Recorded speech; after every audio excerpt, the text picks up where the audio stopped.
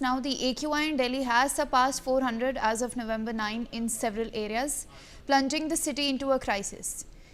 In a 20 crore move by the centre, a smog tower was built in the capital's Connaught Place. Reportedly, this tower has proved its non-functionality now, and the BJP is facing heat over the tower, with the opposition criticizing the state government under Rekha Gupta for its perceived inaction.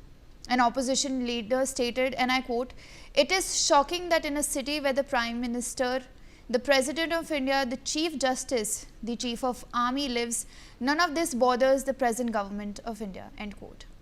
I'm joined by my colleague Arzu Seth now. Arzu, the smog tower was built in the capital's Connaught Place and reportedly has proved its non-functionality. Why has it failed, and who will perhaps be held accountable for this poor performance?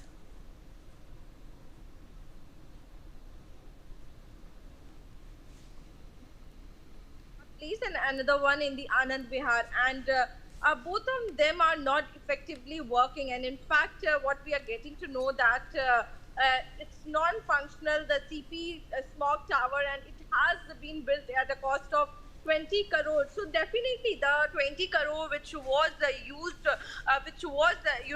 implemented for the welfare of the people, to get this some improved air quality, but of no use now. So definitely there are questions being raised from the government why the smog tower is not working even after investment of huge crores of rupees which have been already done.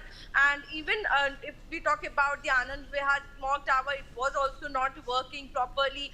And now what we're getting to know that since several days the CP's smog tower was not working, was not functional, and once again it has, at this time of when the Delhi has become the gas chamber, once again it has came to notice, and again the several questions are being raised regarding it.